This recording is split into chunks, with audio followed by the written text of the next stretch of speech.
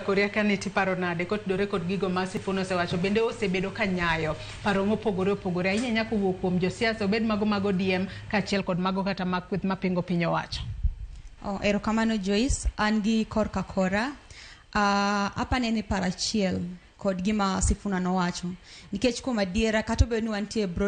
kaka jatend ODM mano Raila wacho ni wadonje broad based government. Tingeni the reason mano mi wadonje broad based government was ni mondo mi wanenia en ang'o ma gidhi kelne jopiny nikech gibe kata dire mane gidwaro chung ne gin gi ideas ne gin gi paro gik mane gidwa timo ne jopiny. Ang'o ne mono gi mondo mi gibede paro achiel kata mesa achiel mondo giwach niya nwagombo timo mae ere kaka watim ma mondo wakony godo jopiny nikech achiel kuom kata kwa ng'iyo sani chal mar dak ni malo mano ok wanyal wuondre to joma nie broad based government en gimoro ma en after ng'ato ng'iyo mana chal mare kata wacho ni jogi odonjo mondo mi okonywa kata timnwa kamae to kuma adier mar wach ng'ato ng'iyo chal mare ok ging'i maslahi mag jopiny nikech kata kwacho ni osani do ing'eni jiwacho ni wan okelnwa stadium ogernwa ute waneno kamae to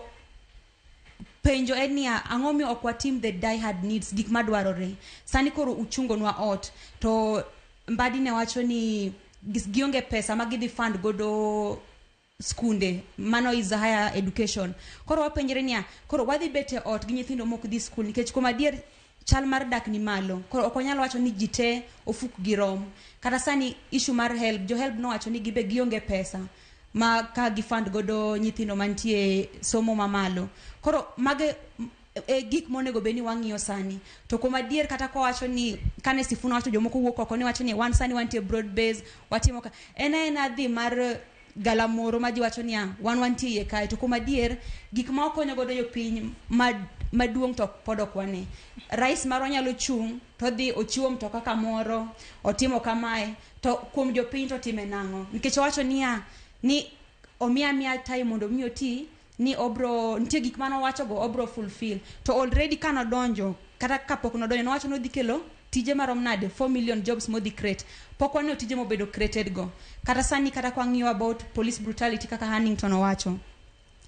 mago are one of the things monego beni waneno kaka gitimo take step mane mondo mi rectify mano gin por giwuok oko gipuoyo police to but okine kata ka giset even a committee mar onego wangi reforms on the police brutality ere kaka wa set up this body mondo mi o work on this and how do we take action nikech ingeni giwacho ni police gin tijgi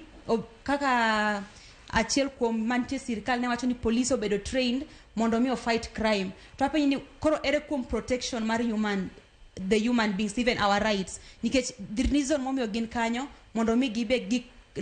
gilind maslahi kod mwandu mag jopiny tino ka gin gitiyo gi teko momigi no nikech the moment ma president ose praise gi omiyo gi pak man malo koro ing'eni gibende sama gidhie field kanyo gidhi gi wich moro ni dong jatelo se wacho koro onge gima inyalo timnwa kata ko yuda na use enough force gimibo timna malich onge koro anayie gima Sifuna no wacho kata obedo ni jomoko wuok oko ka wacho ni wantie broad base wacho ni Ruto tutam nikech ing'eni sani kata kwa ng'iyo PS Maro Raymond gima gitimo en kaka ni ere kaka wakao yudhe mondo mi waket e sirikal to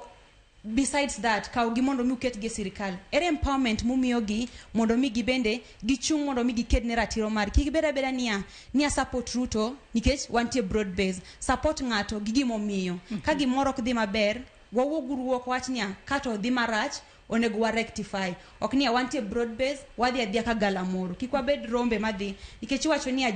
every generation nigi right mar either gi destroy their own regime kata gi build it koro wan gi right mar ere kaka wada gero future marwa makiny koro momiyo ino ka yudhe wuok oko rowere wuok oko ni